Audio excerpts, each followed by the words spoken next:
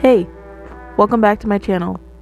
My name is Duneby, and if you're new here, welcome. We're happy to have you. In the previous episode, I had made a suspicion chart, and I pretty much made the placements based off of my initial thoughts and my interactions with the potential suspects so far. So from the beginning, nobody was in least sus, nobody was in sort of sus. Most of them were in moderately sus to high key sus. But after playing through, some of those placements changed. And here are the new placements. The only placements that did not change was Penelope. I kept her at high key sus number 2 because despite the fact that she knows a lot of people and has connections and can get things done, she also does the drug shim. And as we know, Matthew Park was also doing shim. And we happened to find some in the hotel room where they have their liaisons. So pretty much if she wanted to, she could potentially lace the shim with something that could have caused a reaction, which could have caused his death. So that's why I left her at number 2. I didn't put her at number 1 because I figured she would have led on more to the fact that there was a reason behind her not being too quick to avenge Matthew, so to say. So I left her at number 2, but I'm keeping a close eye on her. Cindy got moved up to number 4 because we found out that basically she funded everything for Matthew from the get-go. So with the anger she expressed after she told us that, it actually makes sense because despite the fact that she funded his business and made him the billionaire he is today, she was completely cut off in his will. And she also was being treated like garbage by the guy, and that would upset anybody. You fund their life, you put them where they are today, and then they just treat you like garbage. So to me, that's enough motive. Hershel, I moved him down to sort of sus spot number 1 because with him, he just seems like you're just typical young kid in love, would say and do anything sporadically for the sake of his girlfriend without really thinking. But I don't really believe he'd be capable of actually harming somebody. He's a little unhinged, and I personally think it could be because of the shim, because his mood seems to change. He kind of comes off like he could be bipolar, or he's just having a lot of emotions, and I think the shim also could be affecting that as well. With Lavinia, I moved her from high key sus number 3 all the way down to least sus number 4 because Lavinia seems like she's way too focused on herself and her business to even be caught up in anything that would just put a roadblock in her plans. She just seems like she would just go to work, focus on the business, and then just keep moving. I don't see her really jeopardizing anything that she's worked for. So that's why I put her down there. And to be honest, I don't, despite the weird flirty, touchy feely vibes I get from her, that's the only thing that just kind of turns me off from her from a bit. But as far as anything malicious or even murderous, I don't really feel that vibe from her. And with that being said, we're going to be meeting new people in this video, uncovering more truths, and then hopefully getting closer or formulating some form of idea as to what possibly happened to Matthew. And with that being said, let's get started.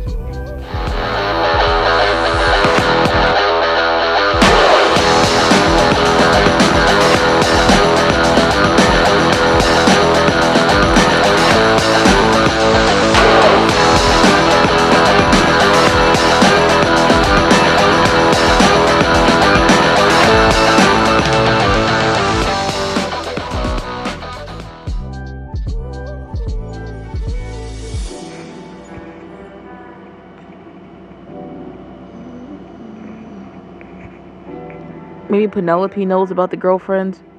Okay. On one laptop, Penelope answers questions on social media. On the other, she types a press release. Hey, fashion plates. Hey. Who's Hershel's girlfriend? Hershel has a girlfriend? We think so. Probably in this building. That makes sense. He never goes out. Well, good for him. So, you never heard of her name? No. Do you think she's shy like him? I'm already planning their wedding in my head. I bet they're adorable. What's his type? Athletic? Asian? Like his birth mom? Yeah, I need to know the second one. Did you know his mom? No, I've seen pictures. She was kind of like you, but shorter. Oh, I did see Hershel with a young woman recently. Where was it? She thinks her phones and laptops blink with urgent messages. She hid from me, long hair and glasses, very shy. Was it at his apartment? No. She hid behind a pillar, by a window. What did you see through the window? No, sir, I can't remember anymore. I have to take some calls. Mwah.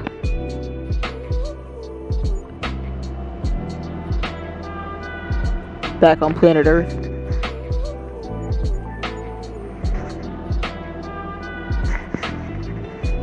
You scroll through Hershel's socials. Lavinia was right. He doesn't get out much. I could only find 2 images of young women. I see that, possibly the same woman.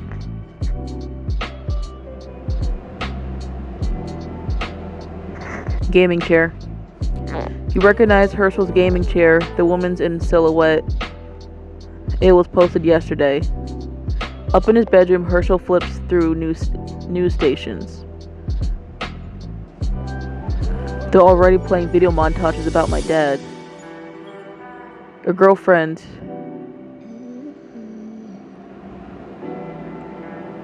Can help you through this.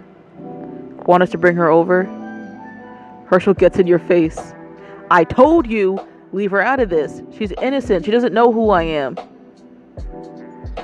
Everyone knows who you are. Everyone in Silicon Valley knows the Park family. She's not from this country. We can't find out who killed your dad if you don't give us all the facts. No, you know what? You're fired. You don't listen to me. Stay away. Fired. Hershel, come on, man.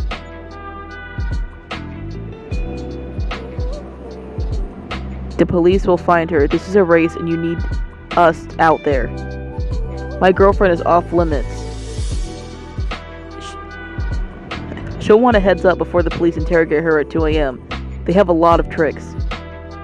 He grumps for a few minutes in his game chair. So are we still good? I guess. If you're working for me, I want results and I want my family protected. So where can we meet her? You're the detectives. I'm not telling the cops where she is, and I won't tell you. This punk nugget. I'm just really just getting tired of this kid.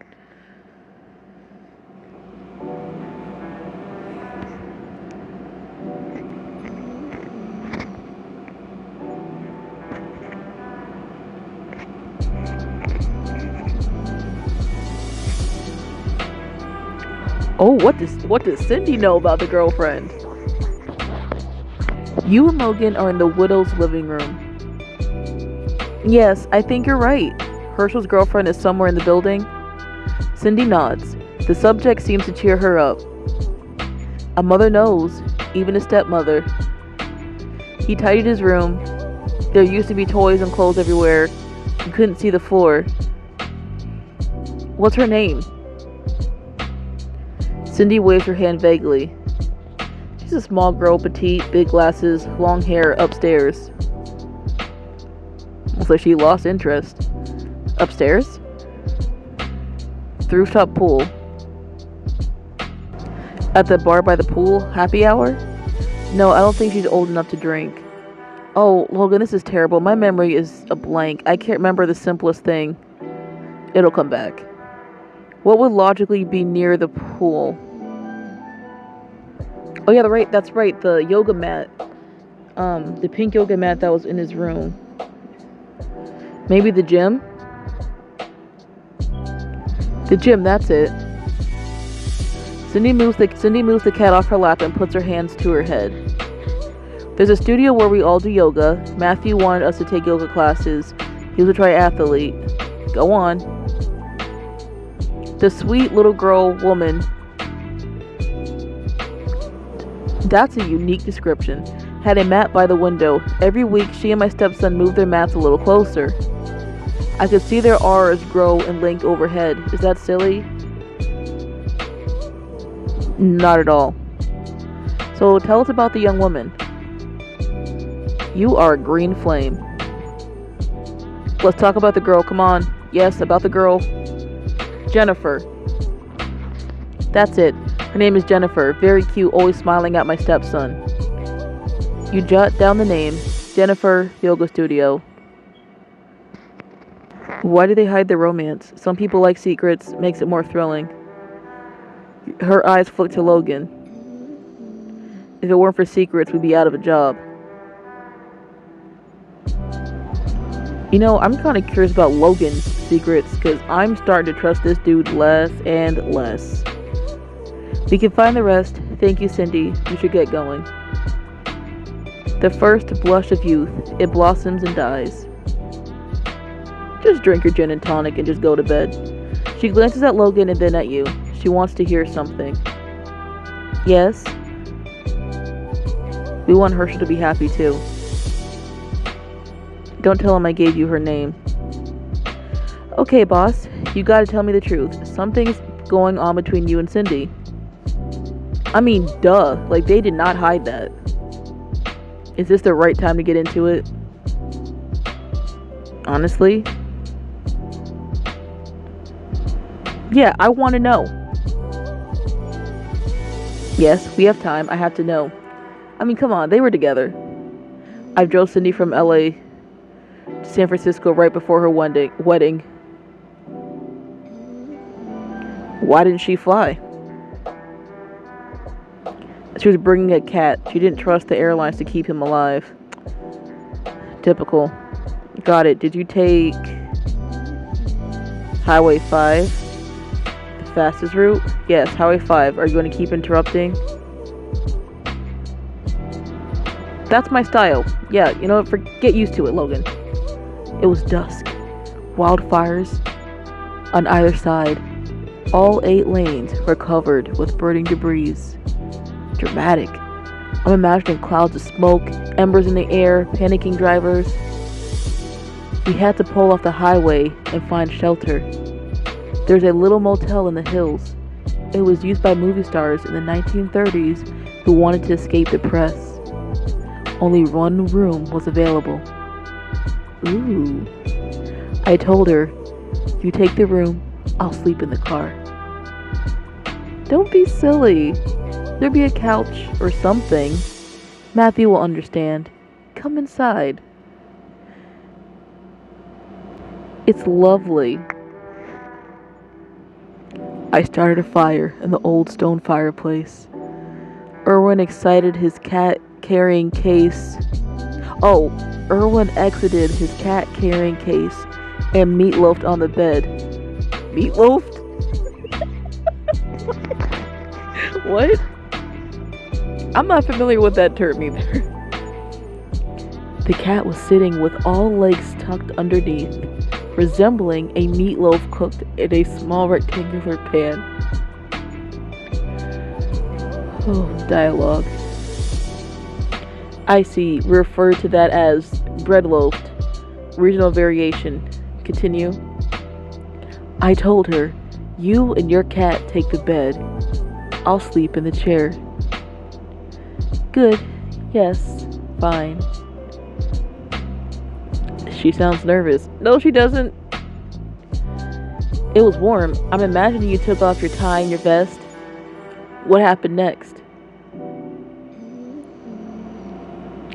She called her fiancé, Matthew Park, over do you see his face? Do you see his face? It went from like a frown to like a flat line. His eyes look like he's remembering something like very...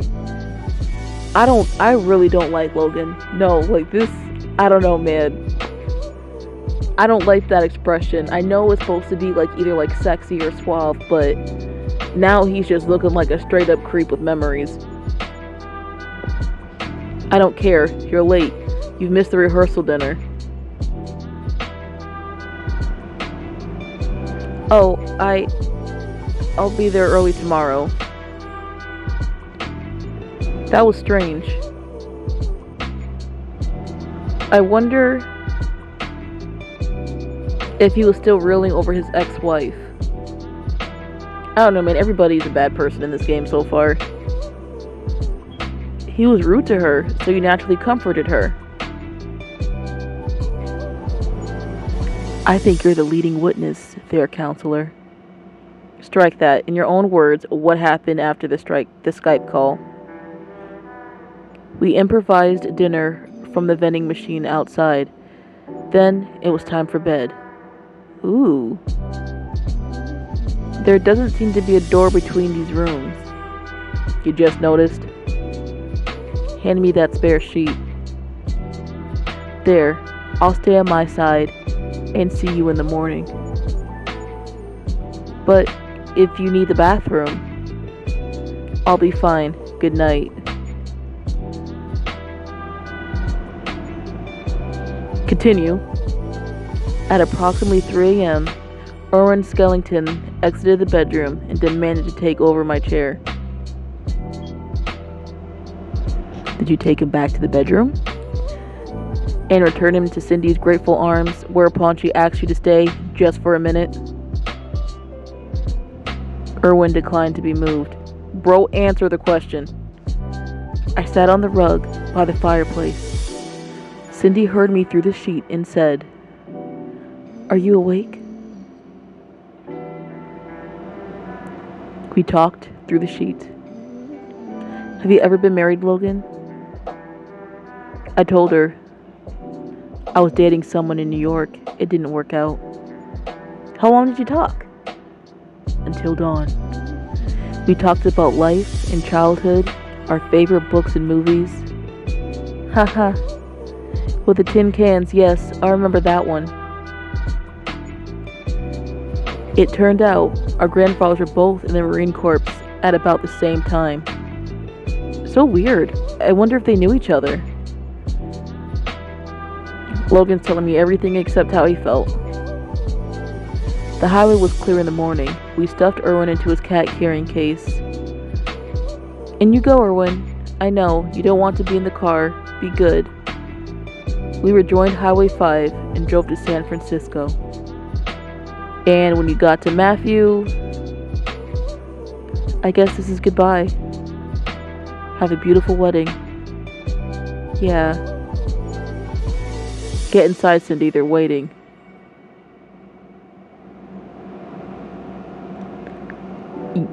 Yeah, this man definitely had enemies. So you loved her. I was conflicted. I think with somebody like Logan, it's not like he was in love with her. It was just more of like the mental and emotional stimulation that he got from being able to talk to someone about like his childhood, his hobbies, interests, things like that. Because a lot of times that can be what attracts you to a person, but it doesn't necessarily mean that you're actually in love with that person. You're probably in love with the fact that you can conversate with them on that level, get excited about your conversation, have that type of stimulation, but it could just basically just end right there. It doesn't necessarily have to go any further than that.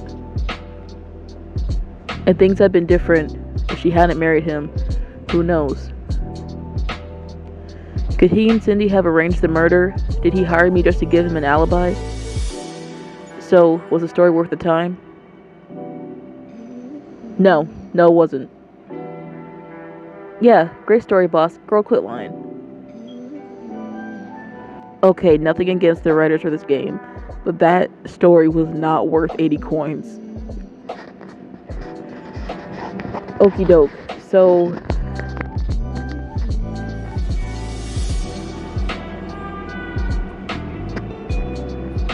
that argument.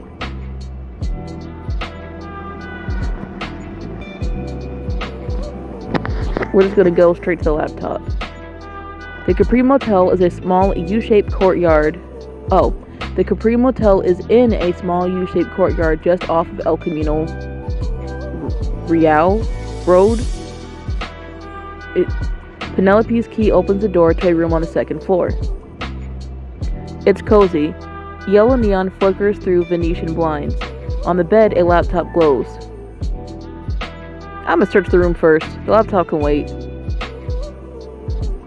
I'll take the bathroom. You should have went before we left.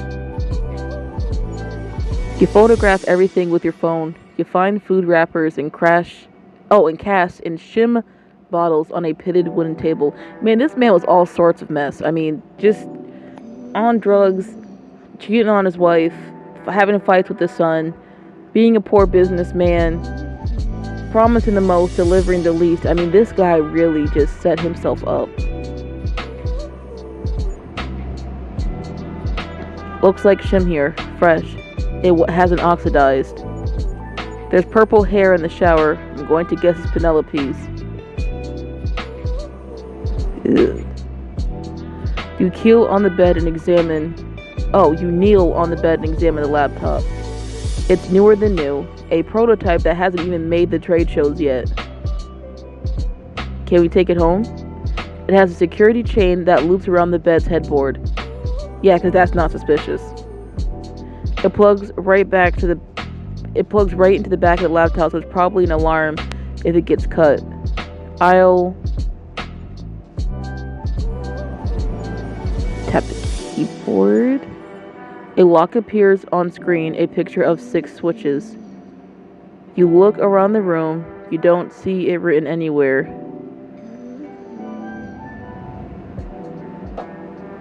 Do we have the combination? Do we? He's testing you again. Okay, let's put it aside and think about it. Is the room clear? Check the closet. Here's a purple and black tie in the closet. Looks like Matthew's. Checking under the bed. Oh, found Polaroids. Yeah, affair confirmed. They're hot. Logan studies the gear on the table.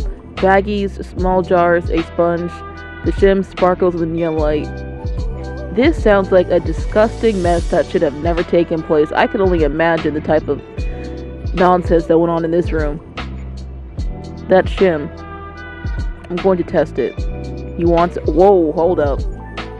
She says, no, you collect a bit of shim that's stuck on a silver cup. It tingles in your mouth. It's weak. This isn't the pure stuff that killed him. But still enough to give the room a rosy glow. Girl, you done messed up. You feel weak in the knees. You sit down on the bed and look out the window. The room phone rings.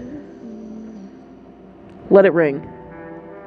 You let it ring as Logan finishes checking the TV, bolted to the dresser, and the lamp bolted to the floor.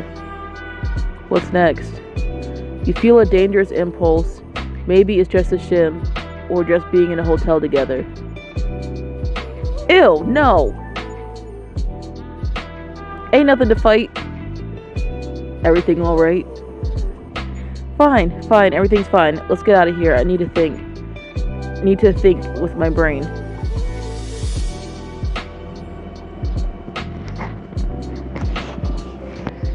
Uh-oh. I'm gonna talk to Mrs. Jennifer. The yoga studio is warm and quiet. Tall windows overlook the pool where Matthew drowned. A young woman in pink and white sleeps on a cot in the shadows. You put a hand on Logan's shoulder. Hang on, I know her. We went to school together. She studied criminal law. She was an engineer. She dropped out before graduation. We never knew why. She's Matthew's alibi. We need to confirm his story. I'll take lead. You stride across the studio. Jennifer Kobara? Jennifer backs up and reaches for her glasses. She looks scared. Stay away. Then she laughs and says your name. You scared me. I thought you were a cop. How are you? What are you doing here? Are you in trouble? Maybe. Wait, why are you all dressed up? I'm a private investigator. I'm on a case. Wow, just like you always wanted. That's great. She gives you a hug. She has to stand on her toes. She tilts her head and looks at Logan.